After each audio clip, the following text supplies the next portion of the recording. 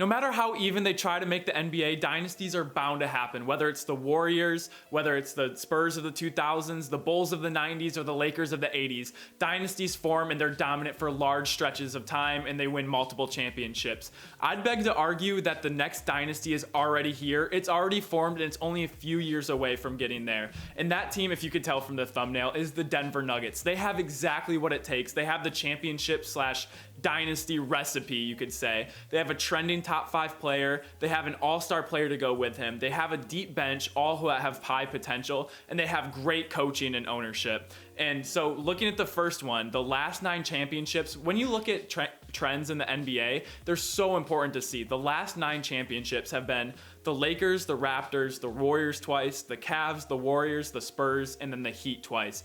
All of those teams had a top 5 player. And so there are not many top 5 players. So looking at trends, just like in the last 10 years, you pretty much need a top 5 player in the league to win a championship. And Nikola Jokic is trending to be a top 5 player very, very soon. I'd put him around 7, 8, 9 range, but also the NBA is getting much older, especially in the West where Jokic plays at. So a lot of the players in the West that are in the top 5 are 30 plus years old. And I think in a few years, the top 5 would look more like Giannis, Luka, Jokic, Tatum, and someone like Donovan Mitchell. So LeBron, Curry, Harden, KD, they're all aging and they're going to be in their upper 30s in a few years while these guys are getting into their prime. So the Nuggets already having a top 5 player in the league is one part of the championship recipe that they could have for a dynasty. Very quickly, if you guys enjoy daily NBA content, make sure to like the video, make sure to subscribe. It helps me out so much. And I love to know what you guys think too. I read all the comments. If you agree with me, if you think I'm a fucking idiot, let me know. I love to know. So get back to it. The second part to having a championship recipe is having a co-star to go along with your main player.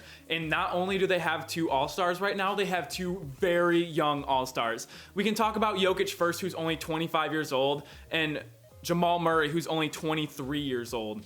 Jokic is one of the best passing bigs in the entire league, and arguably one of the best passing bigs of all time. He spaces the floor so well, and he's much more slim and athletic than he was before. He literally went from the Pillsbury Doughboy to having abs. Like, this is a huge transformation. He can play much deeper minutes, and we saw this in the bubble. They're playing 7-game series a lot, so they have a lot of playoff experience, and they've been able to play really big minutes, both of them. Jamal Murray has shown so much in the bubble. Currently, I would take him 4th overall. He's my 4th favorite point guard in the entire league. That's Curry 1, Luka 2, Lillard 3, and then Jamal Murray at number 4. I would take him over Westbrook, Lowry, Kemba Walker, and Kyrie. He's such a good shot creator. He's great with the ball. He's an amazing passer and a really, really good free throw shooter. And we saw in the bubble, he just stepped up huge. He was super clutch. He played huge minutes along with Jokic. He was playing 40 plus minutes every single game. And he's very good defensively. He's very active, I would say. He's not very big. I think he's like 6'3 or 6'4. But there's not many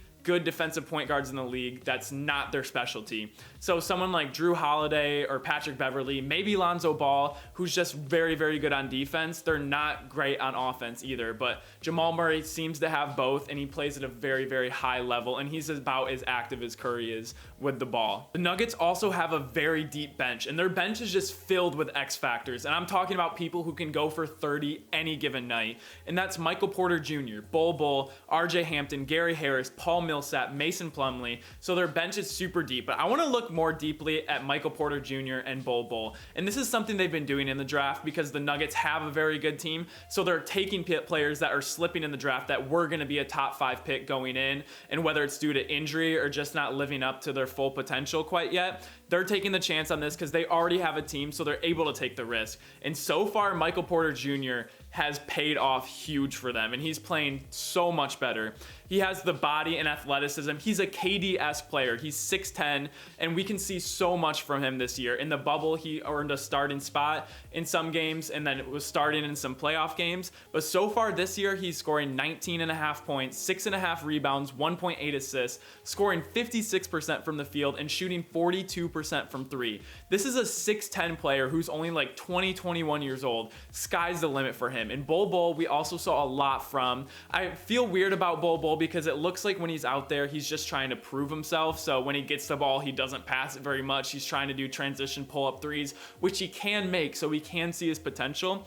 But it just looks like he's like trying way too hard to get and not just play in the system. And that's part of the reason Bol Bol is only getting about 4 minutes a game this year, and maybe some other injury concerns. But overall, having this deep bench and having rising stars to Michael Porter Jr., this could very, very quickly become a big three. With Jamal Murray taking the steps he is as a player and Michael Porter Jr., this could be a 3 all-star team with a very deep bench. And the thing about these 3 all-stars that I'd like to point out is that they were all drafted, and they do not have the same egos as the Oklahoma City Thunder team, because that team was loaded with young talent. We had KD, Westbrook, and Harden. And now looking at these players all in their career, they've all won MVPs, but you just wish they could have stayed together. But they are the biggest complainers and whiners and the thinnest skinned stars we have in the entire league. I mean, you see what Harden's doing now. We saw what KD has done on Twitter. We see Russell Westbrook just be completely bullheaded and only care about himself. These are 3 unselfish players that I think could be huge and this is why they're starting the dynasty right now so young. Another thing that teams run into, and it's a recent trend in the NBA, is the small ball, or do they play big? Because the Lakers had 3 huge centers that could play really big, but they also could stick 80 at the 5 and play LeBron and Kuzma, Avery Bradley, this was last year, but they could play small or big. I believe the Nuggets can do that. They have a lot of players that can play positionless basketball. Michael Porter Jr. can bring the ball up the court. Jokic can bring the ball up the court. When you have your center being able to be your point guard as well, and they do have Mason Plumlee, they do have other people that are very, very big, and so they can play big and they can play small with teams. They also have amazing coach in Mike Malone. He won coach of the year, and he consistently is getting good draft picks. He got Jokic in the 2nd round, I believe. He took Jamal Murray at 11, Michael Porter Jr. at the end of the lottery, Bol Bol in the 2nd round. He is absolutely killing it right now, and what you need is a good coach. We saw Eric Spoelstra with the Heat. We saw Phil Jackson with the Lakers. We saw Greg Popovich with the Spurs, Steve Kerr with the Warriors. You need a good coach to have a dynasty. And the last thing I'd like to mention is the Nuggets making the Western Conference Finals was not a fluke at all. This is why football is so much different than basketball, because in basketball we have a 7-game series. So I'm looking at something last year like the Titans and the Ravens. The Ravens were clearly the better team, but they ended up losing. It's one and done. The Titans got to advance, but that doesn't happen in basketball. There are no mistakes in a 7-game series. So the Clippers, they said, oh, the Clippers are so much the better team, but you have to do it. They won 4 out of 7 games. There are no flukes. There are no, we had a bad game and we're out. This is what happens in baseball, in hockey, in basketball. The better team ends up winning, and that's why it's so much easier to have a dynasty in sports like these, because the better team does win, and you're not going to lose 1 game. If the Patriots lost 1 game when they just like played bad, if there was a 7-game series in football, the best team would win every single year. So that's why I want to say the Nuggets making it last year was not a fluke. I do think they're the 2nd best team in the West right now. We do have the Mavericks and the Clippers adding more pieces and getting better, but the West is getting much, much older, and so I think things are going to start to shift very, very soon.